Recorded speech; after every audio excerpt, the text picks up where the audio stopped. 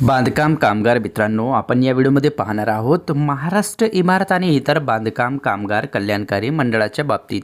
जर तुम्हालाही पहिली वर्गापासून तर 8वी वर्गापर्यंत जर क्लेमचा फॉर्म भरायचा असेल तर तुम्हाला कोणकोणते डॉक्युमेंट्स लागणार आहेत आणि त्याच्यामध्ये मोस्ट इम्पॉर्टंट तुम्हाला 75% हाजरी उपस्थिती अहवाल लागणार आहे. तर आपण सध्याला बघू, वेबसाईटवरती आल्यानंतर तुम्हाला असा इंटरफेस दिसेल. इथं तुम्हाला डाउनलोड यावरती क्लिक करायचं आहे. डाउनलोडवरती क्लिक केल्यानंतर असा इंटरफेस येईल. तिथून तुम्हाला हे फॉर्म डाउनलोड करून घ्यायचं आहे. हे फॉर्म डाउनलोड केल्यानंतर इथं तुम्ही स्क्रीनवरती पाहू शकता. इथं दिलेलं आहे महाराष्ट्र इमारत आणि इतर बांधकाम कामगार कल्याणकारी मंडळ एज्युकेशन वेलफेअर स्कीम शैक्षणिक कल्याण योजना E01 या योजनेचा कोड आहे. आणि इथं खाली बघा, इयत्ता नोंदणीकृत बांधकाम कामगारांच्या पहिल्या 2 पाल्यांना इयत्ता 1ली ते 7वी साठी प्रतिवर्षी 2,500 रुपये किंवा 8वी ते 10वीसाठी प्रतिवर्षी 5,000 रुपये. हे बघा, याचा क्लेमचा कोड आहे E01. आता याच्यामध्ये काही डॉक्युमेंट्स दिलेले आहेत. ते काय आहे मी सविस्तर तुम्हाला सांगणार आहे. तर जसं हे फॉर्म तुम्हाला दिसत आहे सेम ॲज इट इज तुम्हाला असा ऑनलाईन फॉर्म भरायचा आहे. आता इथं बघा, तुमचा नोंदणी क्रमांक असेल, नूतनीकरण दिनांक असेल, आवक दिनांक असेल म्हणजे तुमची क्लेमची दिनांक असेल, आणि रजिस्ट्रेशन नोंदणी क्रमांक असेल, तुमचं आधार कार्ड असेल आणि त्याच्या खाली तुम्हाला स्क्रॉल करायचं आहे आणि ॲप्लिकेशन पर्सनल डिटेल अर्जदाराची वैयक्तिक माहिती म्हणजेच कामगारांची माहिती. पहिलं नाव दिसेल, मिडल नेम दिसेल, वडिलांचं नाव, आडनाव दिसेल, त्याच्यानंतर मोबाईल नंबर, तुमचं पुरुष आहात की महिला, त्याच्यानंतर विवाहित आहात तर विवाहित, आणि इथं जन्मतारीख आणि इथं तुमचं वय दिसेल. त्याच्यानंतर खाली यायचं. इथून आता बांधकाम कामगारांची जे बँक ऑफिशियली डिटेल्स आहेत ते टाकायचं आहे. जर तुम्ही फर्स्ट टाईम क्लेम करत असाल तर तुम्हाला इथं IFSC कोड, बँकेचं नाव, ब्रँचचं नाव, बँक ॲड्रेस, अकाउंट खाते क्रमांक हे सगळं टाकायचं आहे. जर तुम्ही याच्या अगोदर क्लेम केला असेल तर हे काहीही टाकायची गरज नाही.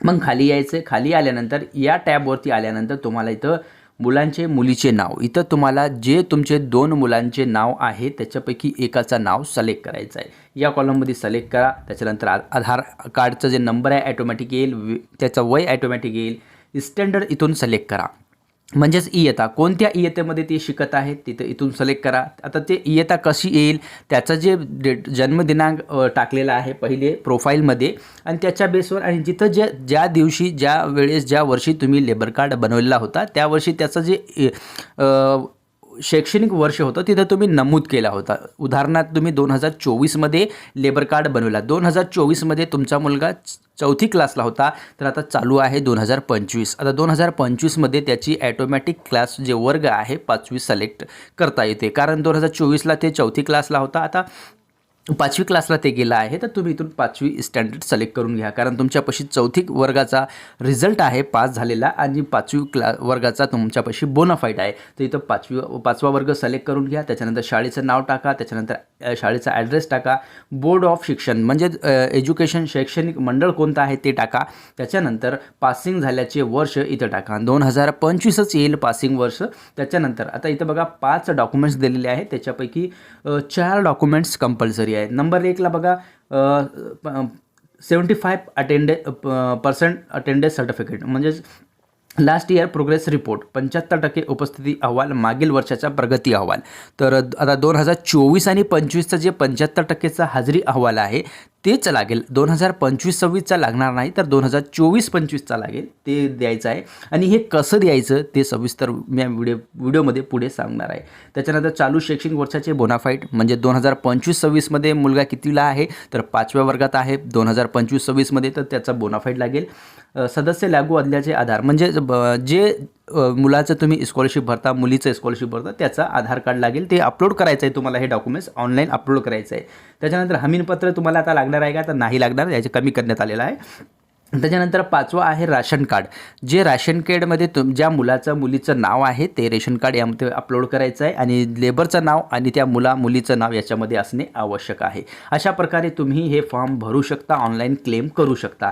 आता मोस्ट इम्पॉर्टंट जे 75% हजेरीचा जे उपस्थितीचा अहवाल आहे तुमच्यापाशी ते नाही, कारण जिल्हा परिषदची शाळा जर तुम्ही बघितली असेल तर जिल्हा परिषदेच्या शाळेच्या जे मार्कशीट असते, जे रिझल्ट असते, त्याच्या मागं उपस्थिती अहवाल, हाजरी अहवाल तिथं लिहिलेला असते.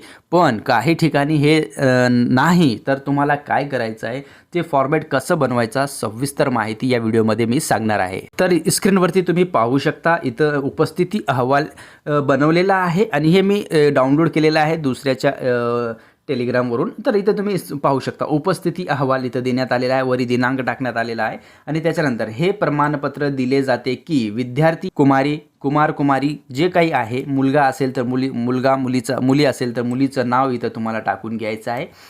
ही आमच्या शाळेच्या संस्थेच्या विद्यार्थी आहेत. म्हणजे जिल्हा परिषद असेल तर आमच्या शाळा येईल आणि संस्था असेल तर आमच्या संस्थेचा येईल आणि तिथं शाळेचं नाव पूर्ण टाकून द्यायचं आहे, पत्ता सोबत टाकायचा आहे. इथं शाळेचं नाव उदाहरणार्थ मी इथं घेतो कैलासवासी दिगंबरराव बिंदू महाविद्यालय किंवा काही असेल दिगंबरराव, अशा प्रकारचं जे काही शाळेचं नाव असेल ते इथं तुम्हाला टाकून घ्यायचं आहे. सोबतच त्याचा ॲड्रेस पण टाकायचा आहे, गाव टाकायचं आहे, तालुका टाकायचा आहे, जिल्हा टाकायचा आहे. ते टाकल्यानंतर खाली यायचं आहे. इथं बघा ते 25-26मध्ये ते शैक्षणिक वर्ष 25-26मध्ये वर्ग 5व्या वर्गामध्ये शिक्षण घेत आहेत, अशा प्रकारे हे लिहायचं आहे. त्याच्यानंतर त्याची उपस्थिती किती आहे, तर कमीत कमी 75% जास्त असणे आवश्यक आहे. इथं तुम्ही 70%, 75% किंवा 74% असे टाकू नका. मिनिमम 75% टाका आणि मॅक्झिमम 100% टाकले तरी चालेल, काही प्रॉब्लेम येणार नाही आहे. त्याकरिता इथं बघा, त्याकरिता मुलीच्या वडिलांच्या विनंतीनुसार कामगार शिष्यवृत्तीसाठी हे प्रमाणपत्र देण्यात येत आहे. तर मित्रांनो, हे जे ते फॉर्मॅट बनवलेलं आहे आणि याचा तुम्ही याच्यामध्ये चेंजेस करू शकता तुमच्या जिल्ह्यानुसार, तुमच्या तालुक्यानुसार, तुमच्या गावानुसार. याच्यामध्ये बदल तुम्हाला करायचा आहे, करू शकता, काही प्रॉब्लेम नाही, कारण हे फॉर्मॅट दिलेला आहे फक्त. तर ते याच्यानंतर मुख्याध्यापकाचा सही शिक्का, शाळेचा सही शिक्का इथं घ्यायचा आहे. मुख्याध्यापकाची सही घ्यायची आहे, शिक्का घ्यायचा आहे शाळेचा. आणि इथं आवक-जावक क्रमांक याच्यावरती नाही टाकले तरी चालेल. अशा प्रकारे तुम्ही उपस्थिती अहवाल भरून तुम्ही ऑनलाईन फॉर्ममध्ये अप्लाय करू शकता. तर मित्रांनो, याच्यामध्ये जर तुम्हाला काही बदल करायचा असेल तर ह्या फॉर्मॅट तुम्ही डाउनलोड करा. डाउनलोड करून जसं व्हिडिओमध्ये मी सांगत आहे तसं कोणत्याही DTP सेंटरवर गेलात तिथे त्याला तुम्हाला बनवून देईल.